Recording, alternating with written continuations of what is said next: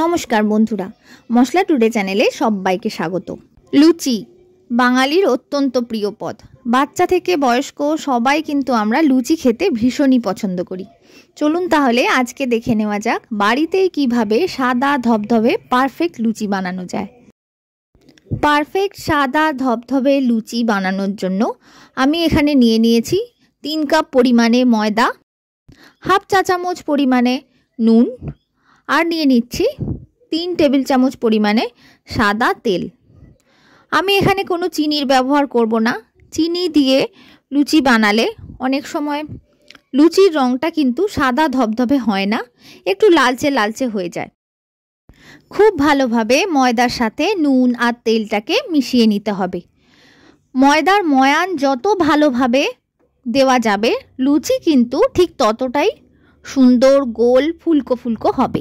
3 থেকে 4 মিনিট ধরে খুব ভালোভাবে ডলে ডলে ময়দাটাকে ময়ান দিয়ে নিতে হবে। ময়দাটা এরম মন্ড মতন হয়ে গেলে বুঝতে হবে যে লুচির জন্য ময়দা কিন্তু একেবারে ময়ান দেওয়া হয়ে গেছে। আরও একটা জিনিস খেয়াল রাখতে হবে, তেলের পরিমাণটা ময়ান দেওয়ার সময় এক্স্যাক্ট ব্যবহার করতে হবে। বেশি পরিমাণে যদি তেলের ব্যবহার করা হয় তাহলে কিন্তু লুচি নরম হবে না, খাস্তা হয়ে যাবে। এবার অল্প অল্প গরম জল দিয়ে ময়দাটা মেখে নিচ্ছি। ময়দাটা একটু ঠেসে ঠেসে মাখতে হবে। যত আপনি ময়দাটা ঠেসে ঠেসে মাখবেন এর মধ্যে হাওয়া ঢুকবে আর লুচি কিন্তু ভাজার সময় খুব ভালো একদম গোল হয়ে ফুলকো হয়ে ফুলবে।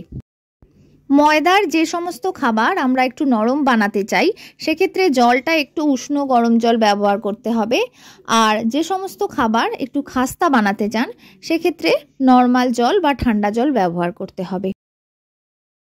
মাখাটা খুব বেশি নরম বা খুব বেশি শক্ত করে মাখলে হবে না। এবার হাতের মধ্যে সামান্য পরিমাণে একটু তেল নিয়ে ময়দাটাকে আরও একবার ভালোভাবে মেখে নিচ্ছি। ময়দা মাখা হয়ে গেছে, দেখুন একটা সুন্দর ডো তৈরি হয়ে গেছে। এবার ঢাকা দিয়ে এই ময়দাটাকে 30 মিনিটের জন্য রেস্টিংয়ে রেখে দেব। 30 মিনিট মতন হয়ে গেছে। এবার আমরা লুচিগুলো বেলে নেব। বেলার আগে ময়দাটাকে আরও একবার ঠেসে নিচ্ছি। এবার ছোট ছোট করে এই রকম সাইজের লেচি কেটে নেব। এবার দু হাতের সাহায্যে লুচির যে লেচি কেটেছি সেই লেচিগুলোকে এভাবে গোল করে নেব। আমি এখানে চাকিতেই লুচিগুলো বেলে নেব। আপনারা চাইলে কিচেন টপটাও ইউজ করতে পারেন লুচি বেলে নেওয়ার জন্য। যেখানে লুচি বেলবো সেখানটা একটু সামান্য পরিমাণে তেল দিয়ে লেচিটাকে এভাবে চ্যাপটা করে নিচ্ছি, দিয়ে বেলে নিচ্ছি। লুচি বেলার সময় একটু চেপে চেপে বেলতে হবে। আর আটার গুঁড়ো বা ময়দার গুঁড়ো দিয়ে লুচি বেলা হলে কিন্তু লুচি একদমই ভালো হবে না। একটু অল্প পরিমাণে তেল ব্যবহার করলে কিন্তু লুচির বেলাটা খুব ভালো হয় আর লুচিগুলোও খুব ভালো ফুলে ওঠে। একটা লুচি আমাদের বেলা হয়ে গেছে। কোথাও মোটা কিংবা কোথাও বেশি পাতলা হলে কিন্তু হবে না। এভাবেই সব লুচিগুলো একটা একটা করে বেলে নেব। আমি এখানে সাদা তেল পর্যাপ্ত পরিমাণে গরম করে নিয়েছি।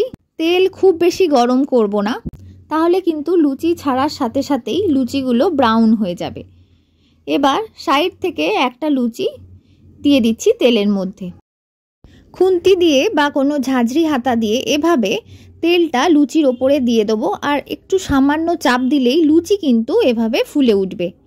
এক সাইড ভাজা হয়ে গেছে, অপর দিকটা উল্টেও আমরা ভেজে নিচ্ছি। 10 সেকেন্ড মতন এভাবে রেখে দেবো লুচির এক্সট্রা তেলটা বেরিয়ে যাওয়ার জন্য। তারপর লুচি তুলে নেব।